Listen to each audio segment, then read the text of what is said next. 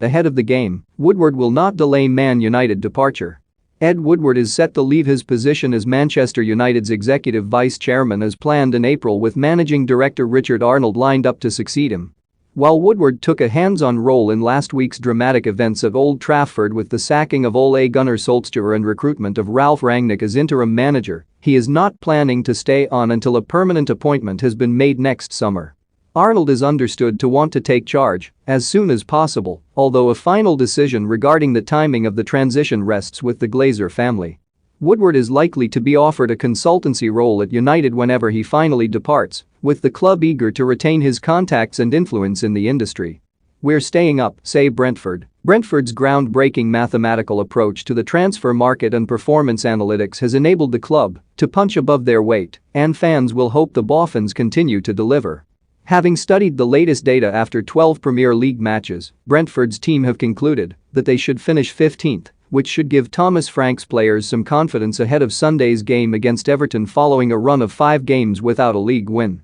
New Prem director looks to delay independent regulator. The Premier League's recently appointed Director of Policy and Corporate Affairs, Helen McNamara, has emerged as a key player in the top flight's attempts to delay and dilute the recommendations of Tracy Crouch's fan-led review, which this week called for the creation of an independent regulator and greater redistribution of money to the lower divisions.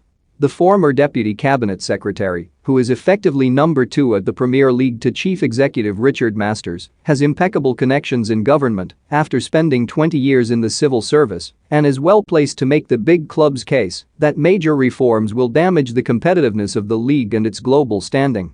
McNamara has already made her presence felt in robust negotiations with the EFL and will lead the Premier League's attempts to delay any major changes until after the next general election.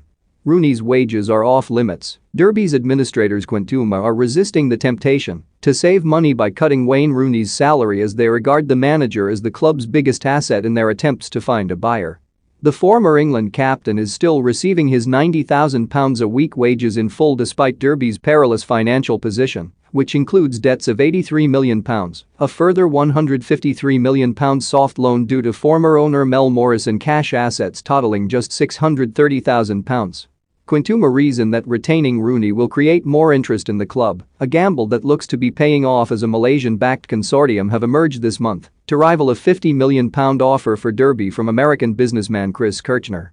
EFL left irritated by Villa chief. EFL clubs have been irritated by Aston Villa chief executive Christian Perslow's erroneous claim this week that the Premier League have lent the lower divisions £250 million to help them through the pandemic.